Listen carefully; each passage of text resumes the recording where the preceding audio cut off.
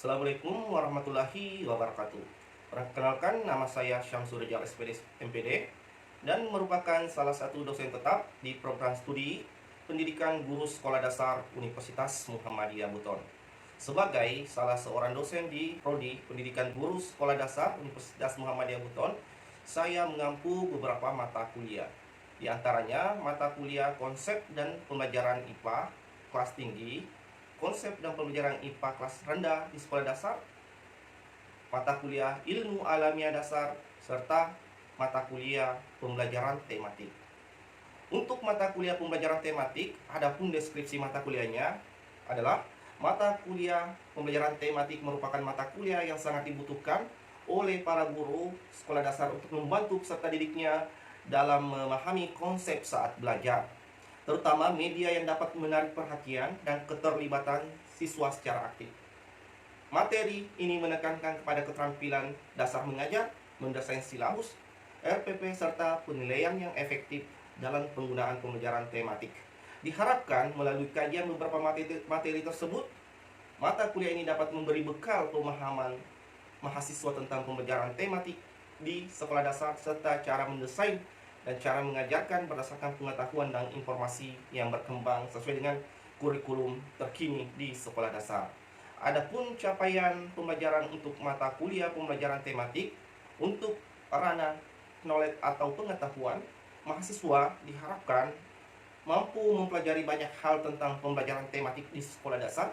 Beberapa kegiatan dalam pembelajaran tematik mulai dari persepsi, kegiatan inti, kegiatan akhir dalam pembelajaran tematik di kelas.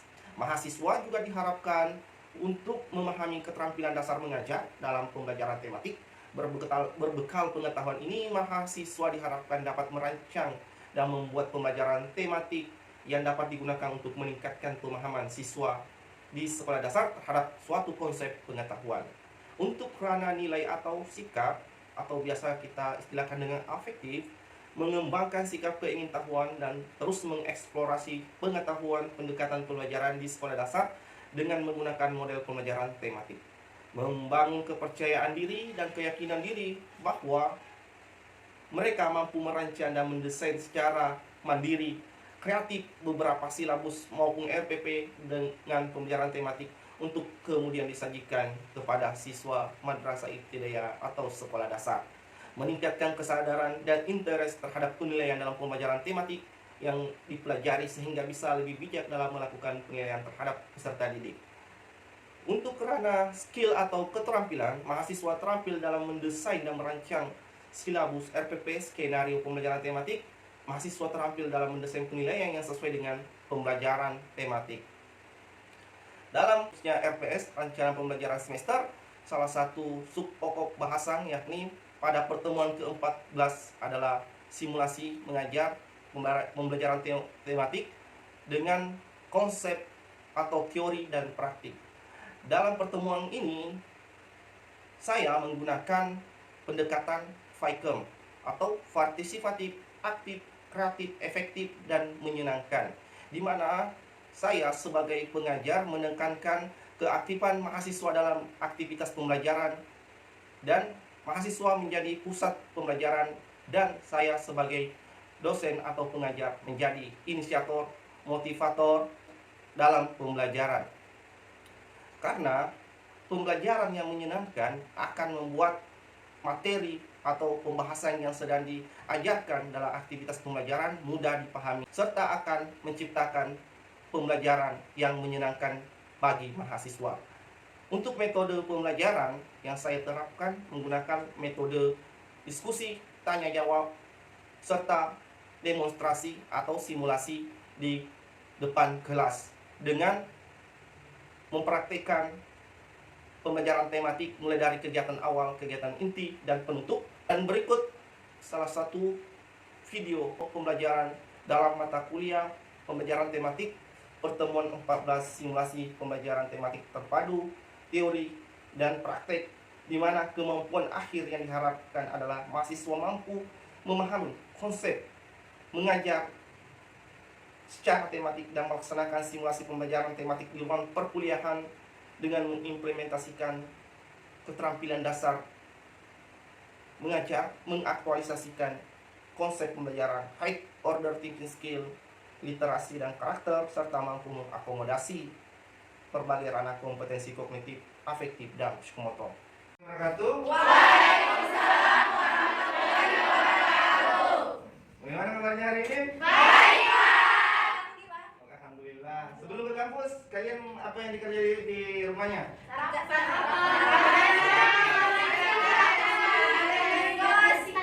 Iya, oke. Jadi minggu lalu ada yang ingat apa yang dibahas di perkuliahan kita minggu sebelumnya? Ya, jadi sengaja saya tanyakan untuk merefleksi apa yang pernah kita pelajari minggu sebelumnya ya. Karena dalam proses pembelajaran kita butuh konektivitas antara pengetahuan yang pernah dipelajari dengan yang akan dipelajari. Nah, hari ini kita akan belajar tentang materi simulasi mengajar. Jadi apa sih yang perlu dipersiapkan dalam simulasi mengajar? Bagaimana triknya? Perangkat pembelajaran apa yang harus disediakan? Nah, itu akan dibahas dalam perkuliahan hari ini. Nah, siapa di antara kalian yang mau menjelaskan atau menurut pengetahuan kalian simulasi mengajar itu seperti apa sih menurut kalian? Siapa yang bisa? Coba angkat tangan, silakan. Simulasi mengajar itu adalah mengajar dengan baik dengan didukung oleh media pembelajaran. Ya, tepat sekali ya. Jawabannya tepat sekali, mengajar dengan baik dan didukung dengan media. Jawabannya bagus dan saya sangat mengapresiasi teman. Tepuk tangan dulu. Nah, saya mau perlihatkan slide selanjutnya.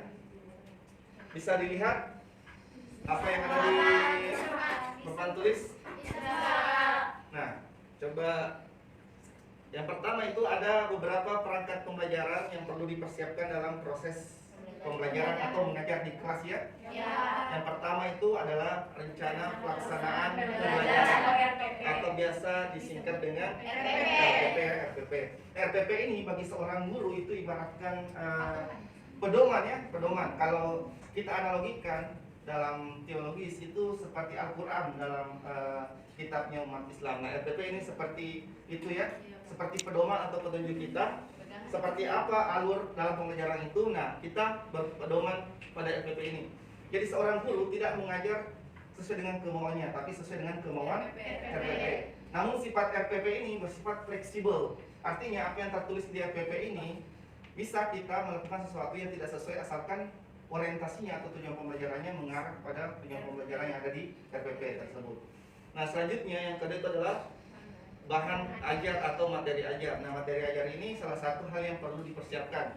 Kan tidak mungkin kita mengajarkan sesuatu yang tidak kita sendiri menguasainya atau memahaminya. Jadi dalam mengajar harus ada bahan ajar, karena ini nanti yang akan diajarkan kepada siswa. Nah, perangkat pembelajaran selanjutnya itu ada yang namanya lembar kerja siswa. Dan yang terakhir itu adalah media pembelajaran. Kalau menurut kalian, atas pengetahuan kalian, media pembelajaran itu apa saja? Siapa yang bisa? Angkat tangan. Ya, silakan. Papan tulis. Yang lain ada yang tahu media ya. Gambar. Ada lagi yang tahu? Silakan. Apa? PowerPoint. Siapa lagi yang bisa? Sebutkan. Di belakang. Oh, media audiovisual ya, lengkap ya. Jadi jawabannya semuanya tepat ya. Ada papan tulis, ada gambar, ada media audio visual, seperti itu. Nah, selanjutnya, jadi dalam pembelajaran ada ranah atau kompetensi dalam pembelajaran yang harus dicapai. Ada yang namanya ranah kognitif, afektif, dan psikomotor. Ada yang tahu apa itu kognitif? Ilmu pengetahuan, Pak. Ilmu pengetahuan atau kecerdasan? Kecerdasan apa kognitif itu? Siapa yang bisa? Katakan. Kecerdasan? Kecerdasan? Kecerdasan apa itu? Kognitif. Kognitif itu adalah kecerdasan intelektual ya. Jadi intelektual. Nah, yang selanjutnya adalah afektif. Afektif itu apa? Sikap ya? Iya. Dan yang ketiga itu adalah psikomotor. Jadi saya mau tanya ini, tujuan kalian mau jadi guru itu apa tujuannya? Supaya bisa apa? Mencerdaskan di dalam bahasa. Ini cita-cita kalian sesuai dengan undang-undang ini. Berdasarkan undang-undang semua. Tapi menurut kalian yakin bisa tercapai cita-citanya atau tidak? Insya Allah bisa. Insya Allah ya. Ya. Jadi kuncinya itu adalah fokus dan berusaha ya. Kalau dalam kata Anies Baswedan itu kerja keras, cerdas dan kerja tuntas. Ya, seperti itu. Nah, selanjutnya ranah kompetensi dalam pembelajaran itu ada yang namanya karakter ya, karakter. Nah, contoh karakter itu adalah bertanggung jawab, disiplin, berani, dan lain-lain ya. Jadi kita sering lihat orang-orang yang cerdas, tapi orang anggota DPR itu kan orang-orang pintar ya. Tidak ada anggota DPR yang lulusan SD, tidak ada yang lulusan SMP, semuanya sarjana atau minimal lulusan SMA. Tapi anggota DPR atau menteri banyak yang korupsi ya? Banyak yang korupsi. Nah, makanya kita tidak hanya berorientasi bagaimana mendidik siswa menjadi orang pintar ya, tapi kita berorientasi bagaimana menyeimbangkan antara kecerdasannya dengan karakternya ya. Kita tidak mau ada orang yang pintar namun ternyata dia pemalas, tidak disiplin, tidak bertanggung jawab. Dan sebaliknya, kita tidak mau ada orang yang bertanggung jawab tapi bodoh ya. Pokoknya harus seimbang, harus balance ya. Harus balance antara kecerdasan intelektual dan karakter. Dan selanjutnya ranah kompetensi dalam pembelajaran itu adalah literasi, teknologi, informasi dan media. Jadi dalam mengajar itu jangan hanya fokus membuat siswa menjadi pintar ya, tapi bagaimana siswa menjadi siswa yang berkarakter.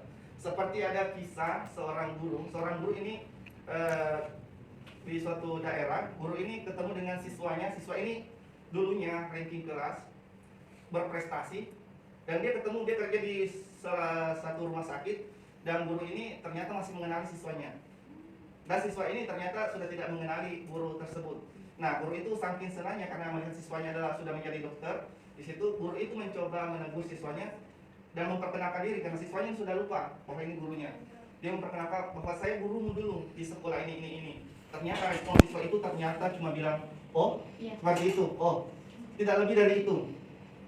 Akhirnya guru ini kecewa dengan respon siswanya. Dulu dibangga-banggakan prestasi di kelas, ternyata sudah sukses. Seperti ungkapnya air apa namanya? Air susu tiba. Akhirnya guru ini pulang tiba-tiba dengan kekecewaannya pulang dari rumah sakit. Akhirnya dia di jalan bang motornya kempes ya, macet bang motornya. Akhirnya dia jarak antara tempat tujuannya dengan bang motornya masih 2 km. Namun suatu ketika sambil dia dorong motornya yang masih jauh, ada datang dua orang yang berboncengan. Ternyata 2 orang ini adalah siswa dari guru tersebut ya. Ternyata siswa ini dulunya siswa yang kurang berprestasi ya, tidak juara kelas, tapi ternyata siswa ini membantu guru tersebut sampai di tempat penginapannya, membayarkan hotelnya, pokoknya semua dibantu. Ternyata seperti itu ya. Kalau mendidik itu jangan berorientasi hanya kepada kepintaran, karena belajar dari kisah ini kita bisa lihat bahwa kepintaran saya itu tidak akan maksimal kalau tidak diimbangi dengan karakter ya, seperti itu. Nah, jadi seperti itu kalau mendidik seorang siswa nanti ketika menjadi seorang guru ya. Kita analogikan siswa itu ibaratkan pernah dengar kisah tentang permata dan arang.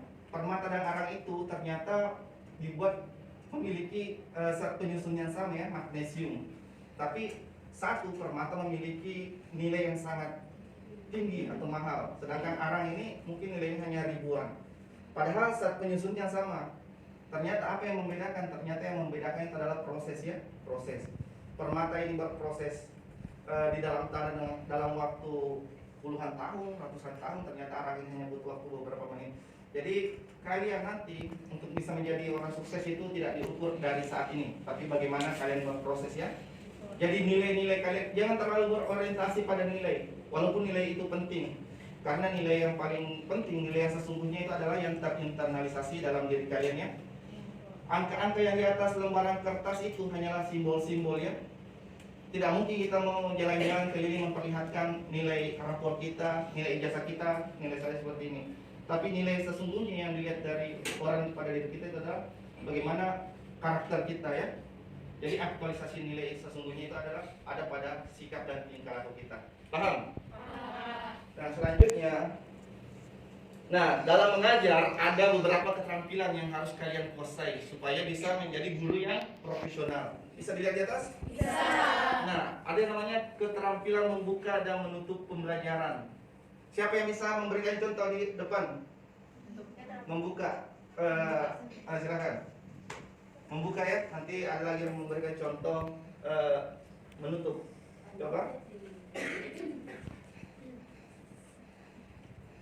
Assalamualaikum warahmatullahi wabarakatuh anak-anak. Waalaikumsalam warahmatullahi wabarakatuh.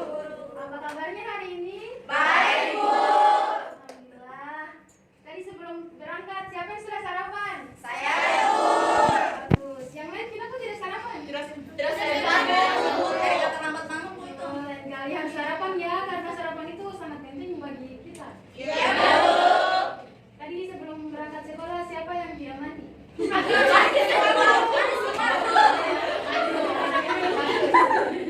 Nah, silakan dulu, tepuk tangan dulu. Nah, saya lihat bagaimana dia membuka pembelajaran sangat rileks dan santai ya. Nah, itu seperti itu ya.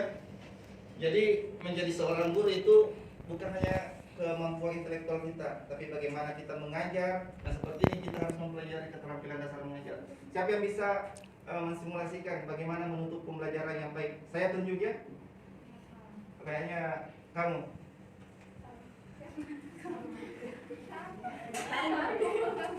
Maju. Karena kayaknya nih sudah mirip guru, sudah pakai celana. Menutup, keterampilan menutup. Ayo.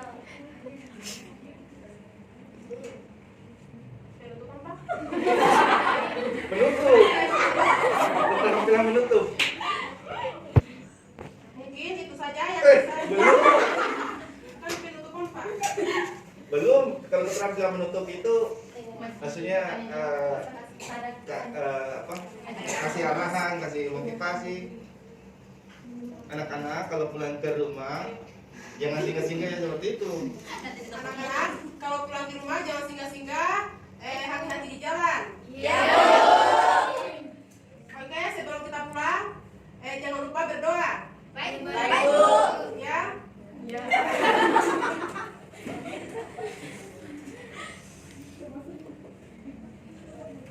Apa lagi? Bilang kalau sampai di rumah bantu orang tua, cuci piring, atau apa? Tiba di rumah jangan lupa bantu orang tua.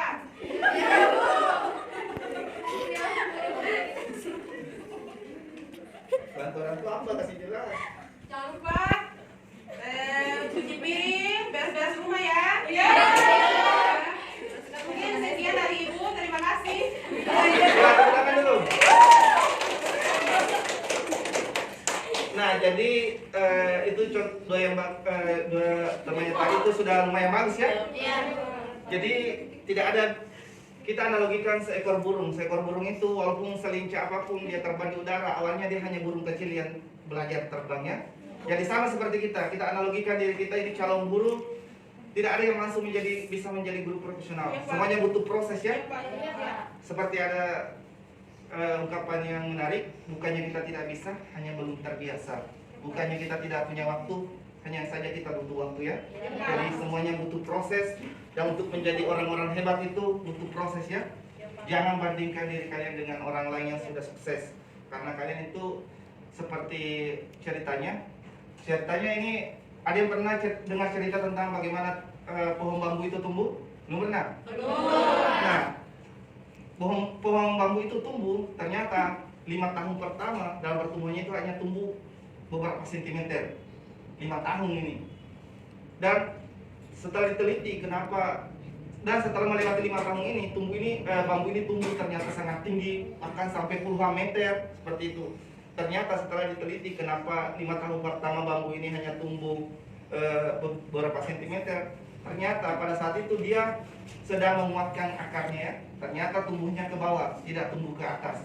Jadi seperti itu kita analogikan diri kita sebagai mahasiswa.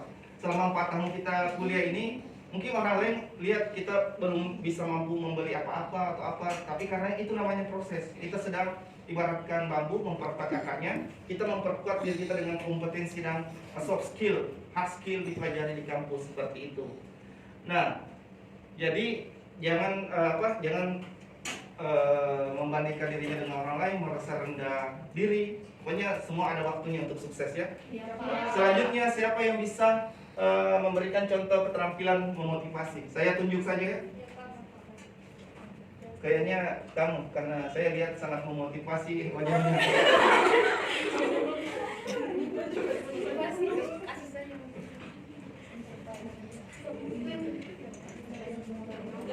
Kasih motivasi. Kayaknya ini yang mau kasih motivasi. Kayaknya yang mau kasih motivasi ini dia yang harus dimotivasi. Coba kasih motivasi. Iya.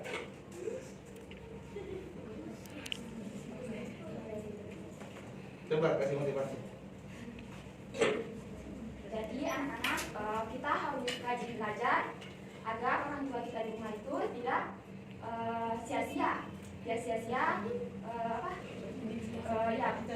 mencari uang untuk kita sekolah. Kalau pulang sekolah jangan langsung keluar bermain. Sebaiknya kita mengulang dulu pelajaran yang ada di kelas yang habis diajarkan guru. Itu saja yang dapat Ibu sampaikan tentang motivasi dalam belajar kali ini. Assalamualaikum warahmatullahi wabarakatuh. Belum, hal yang kurang dari situ sebenarnya selain mulut kita yang berbicara, ada yang namanya bahasa tubuh ya, gestur. Jadi usahakan gunakan tangannya, jangan simpan begini, anak semangat ya, harus bergerak tangannya. Anak-anak, kalian harus semangat ya, seperti itu. Semangat, seperti itu. Coba, anak-anak. Jadi kita Tangannya kenal. Telepon. anak-anak, jadi kita harus semangat. Nah, silakan duduk. Nah, jadi ada 7 keterampilan dasar mengajar ya, bisa kalian baca. Keterampilan membuka dan menutup pembelajaran, keterampilan bertanya, keterampilan mengadakan variasi, mengelola kelas, keterampilan memotivasi, dan keterampilan mengajar kelompok kecil dan besar, serta keterampilan membimbing diskusi. Nah, saya lanjut. Nah, dalam kegiatan pembelajaran itu terbagi 3 ya. Kegiatan awal, kegiatan inti, dan penutup. Nah, saya ingin kalian membentuk kelompok terdiri dari 3 sampai 4 orang, saling berhadapan. Putar kursinya. Ini, putar ke belakang. Ya. Jadi kalian mendiskusikan. Nanti masing-masing kelompok ini saya akan tunjuk perwakilannya untuk naik membuka, ada yang satu menutup, ada yang Nah, apa ini? Ya, diskusikan dengan temannya. Diskusikan. Ini mau bawa materi apa? Kegiatan apa? Kegiatan apa? Kegiatan ini ya. Kalau ini kegiatan apa? Masih biasa. Kan bisa dipilih kegiatan awal, kegiatan inti, awal. Ini menutup. Yang di belakang? Kalau ini kegiatan inti.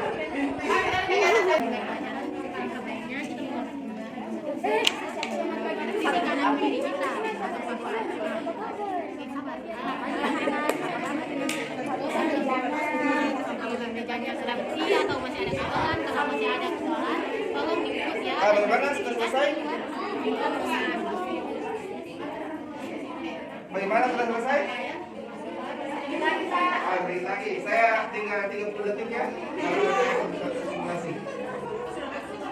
Kayaknya yang saya mau tunjuk ini sampai biar terpisah. Tolong. Kita kuning. Bisa. Kegiatan inti ya. Depan. Kasih semangat dulu. Dan seperti itu, kasih tepuk pramuka. Bisa.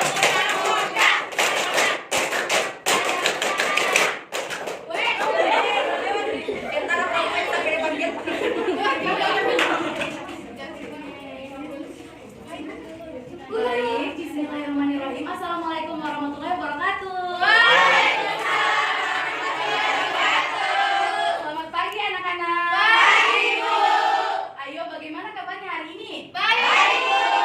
Ya, Ibu harap kalian semua sudah sarapan ya, karena ingat sarapan itu sangat penting untuk memulai kegiatan di pagi hari. Iya, Bu.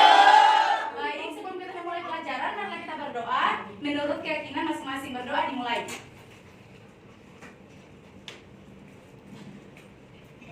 Amin. Berdoa selesai. Baik, untuk ketua kelasnya, Ibu harap untuk memeriksa kehadiran teman-teman di kelasnya. Kepada Rizna, ayo memeriksa kehadiran teman-temannya. Ya baik, saya anggap sudah selesai ya. Ya. Baik. Anak-anak, baiklah yang pertama kita lakukan di pagi hari ini adalah kita harus mempersiapkan diri untuk menerima pembelajaran, karena Ibu yakin kalian ini ada yang belum siap untuk menerima pembelajaran. Baik? Iya, Bu. Semuanya diharapkan berdiri. Iya, Bu. Ya, Ibu harap kalian di sini siapa yang suka menyanyi? Saya. Ibu persilahkan untuk siapa ya? Untuk Khalifatus Sadia, ayo ke depan. Ayo.